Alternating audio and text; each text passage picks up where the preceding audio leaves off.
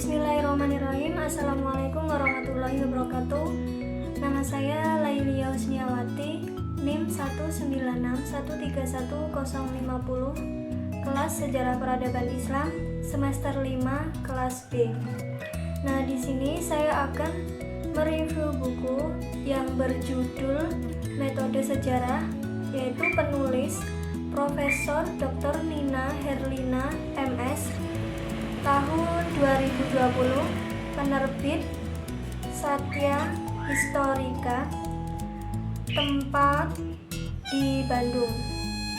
Dalam review kali ini saya akan menjelaskan dalam buku ini, yaitu dalam bab 1 pendahuluan, yaitu poin-poin pembahasannya, yaitu yang pertama tentang definisi metode sejarah, kemudian yang kedua sejarah metode sejarah, kemudian yang ketiga jenis-jenis sumber sejarah, kemudian yang keempat tahapan-tahapan metode sejarah.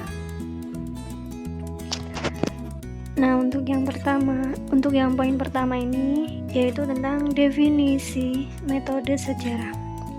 Dalam buku ini dijelaskan bahwa penelitian sejarah itu adalah penelitian yang mempelajari tentang kejadian-kejadian atau peristiwa-peristiwa pada masa lampau manusia. Tujuannya untuk apa? Yaitu untuk membuat rekonstruksi masa lampau secara sistematis dan objektif. Nah, tujuan ini tuh juga bisa dicapai dengan menggunakan metode sejarah. Nah, untuk pengertiannya sendiri, metode sejarah itu diartikan sebagai seperangkat prinsip dan aturan yang sistematis yang dimaksudkan itu untuk membantu dalam pengumpulan sumber-sumber sejarah, yaitu dengan menilainya secara kritis dan menyajikan suatu sintesis, yaitu umumnya dalam bentuk tertulis, hasil yang dicapai. Nah, metode sejarah ini juga merupakan proses menguji dan menganalisis secara kritis rekaman dan peninggalan masa lampau. Nah, untuk poin yang kedua itu tentang sejarah metode sejarah. Dalam buku ini itu dijelaskan bahwa sejak kapan orang mengenal metode sejarah itu, ada seorang sejarawan pertama di dunia yang benar-benar bersikap kritis, yaitu ia itu menulis sejarah perang Peloponnesos. Ia juga menuliskan pengalamannya sebagai aktor atau pelaku sejarah. Nah, itu sejarawan tersebut ialah Thucydides. Nah, secara teliti Thucydides ini menceritakan kepada pembacanya bagaimana caranya ia mengumpulkan bahan-bahannya dan bagaimana caranya ia memisahkan apa yang benar daripada apa yang khayal. Kemudian sejak zaman Thucydides ini, kemudian banyak sejarawan telah menulis tentang metode sejarah, baik secara singkat atau secara panjang lebar. Nah, untuk yang poin ketiga yaitu jenis-jenis sumber sejarah. Ada berbagai klasifikasi sumber sejarah. Yang pertama itu sumber-sumber sejarah dapat dibagi atas 3 golongan besar, yaitu ada sumber tertulis, kemudian sumber lisan, dan sumber benda atau artefak. Nah, dalam hal ini Renier itu mengelompokkannya kepada 3 golongan juga, yaitu sumber imaterial dan material. Nah, yang tergolong material ini terbagi lagi atas yang tertulis dan tidak tertulis. Untuk yang berdasarkan asal-usulnya, sumber sejarah itu dapat diklasifikasikan menjadi sumber primer dan sumber sekunder dan sumber tersier.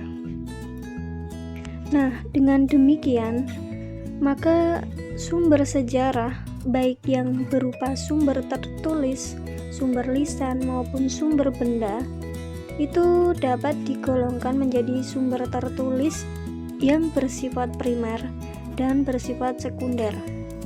Kemudian sumber lisan, ada sumber lisan yang bersifat primer dan ada yang bersifat sekunder, dan demikian juga dengan sumber benda.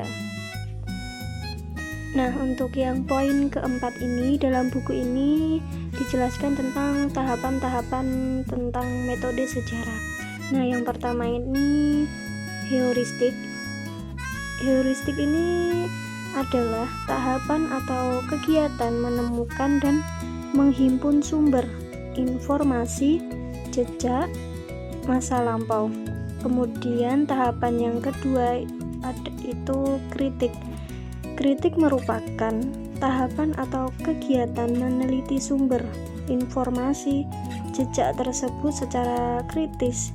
Kemudian kritik itu terdiri atas dari kritik eksternal dan kritik internal. Kemudian tahapan yang ketiga ialah interpretasi, yang dimana interpretasi ini merupakan tahapan atau kegiatan menafsirkan fakta-fakta serta menetapkan makna dan saling hubungan daripada fakta-fakta yang diperoleh. Kemudian tahapan yang keempat adalah historiografi. Historiografi merupakan tahapan atau kegiatan menyampaikan hasil-hasil rekonstruksi imajinatif masa lampau itu sesuai dengan jejak-jejaknya.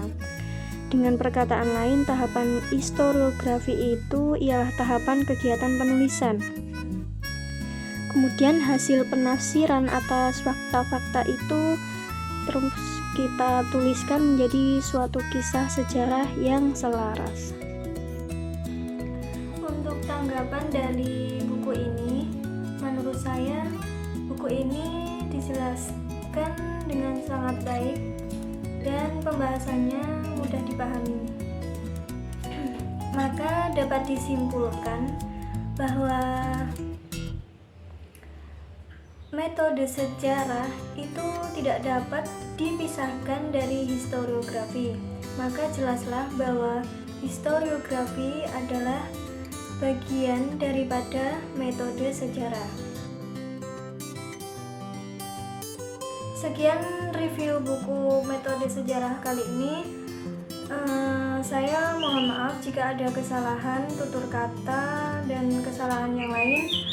Semoga bermanfaat. Terima kasih. Wassalamualaikum warahmatullahi wabarakatuh.